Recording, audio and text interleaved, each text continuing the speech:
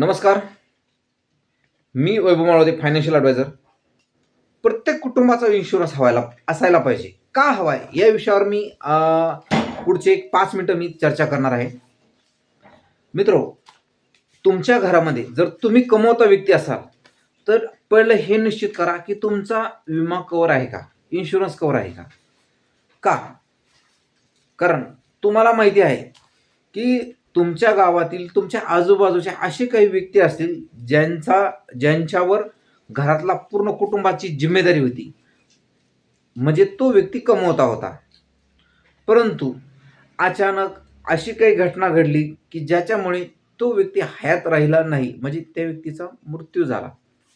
मित्रहो, अशा वेळेस ती जी सिच्युएशन असते, त्यांच्या कुटुंबात ती जी परिस्थिती असते, ती सर्वात भयानक असते.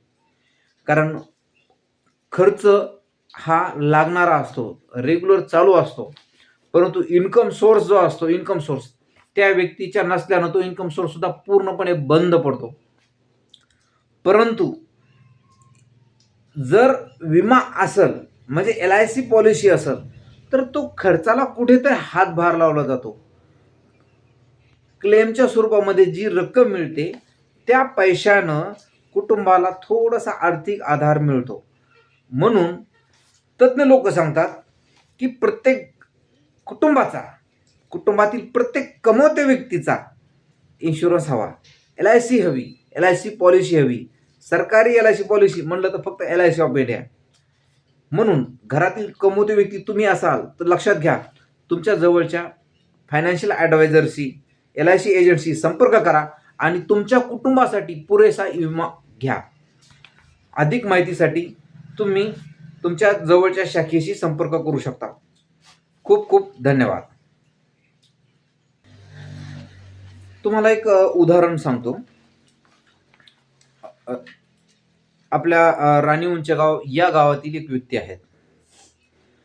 5 वर्षापूर्वी त्यांची माझी भेट झाली होती आणि घटना अशी घडली. ॲक्च्युली ही गोष्ट ऑन कॅमेरा सांगायला नाही पाहिजे, परंतु एक सांगण्याचा उद्देश असा आहे की याच्यातून तुम्हाला 2 गोष्टी शिकता येतील. त्या व्यक्तीनं स्वतःसाठी पॉलिसी घेतली नाही किंवा कोणत्याही प्रकारची गुंतवणूक कुठेच केलेली नाही. माझ्याशी ज्यावेळेस त्यांचा संपर्क झाला होता त्यावेळेस मी त्यांना LIC पॉलिसी घ्या, विमा संरक्षण राहू द्या या विषयावर चर्चा केली होती. परंतु काही कारणामुळं त्यांनी पॉलिसी घेण्याचं त्या टायमाला नाकारलं. विषय असा झाला की त्याच्यानंतर 1-2 महिन्याचा कालावधी गेला. जसं एक रुटीन फॉलोअप असतो की प्रत्येक फायनान्शियल ॲडवायझर एक रुटीन फॉलोअप घेतो, त्याप्रमाणे मी त्यांचा फॉलोअप कॉल केला आणि त्यांच्या घरच्याकडून मला अशी बातमी कळाली की ते हयात राहिले नाही, त्या व्यक्तींचा मृत्यू झाला. तो प्रसंग माझ्यासाठी खूप धक्कादायक होता. कारण मला तर काय बोलावं, त्यांना रिप्लाय काय द्यावं, उत्तर काय द्यावं हे सुद्धा सुधरत नव्हतं. कसाबसा मी त्याच्यातून 2 शब्द बोललो की तुमच्या दुःखामध्ये मी सामील आहे, आणि त्याच्यानंतर मी फोन कट केला. ह्या प्रसंगानंतर ज्यावेळेस त्यांच्या कुटुंबाला नंतर मी भेटायला गेलो त्यावेळेस त्यांची जी आर्थिक परिस्थिती त्या व्यक्तीवर अवलंबून होती आणि तो व्यक्ती आता हयात राहिला नाही तर खर्च दाखवायचा कसा, याच्यामुळं त्यांच्या कुटुंबाला खूप दुःख झालं होतं.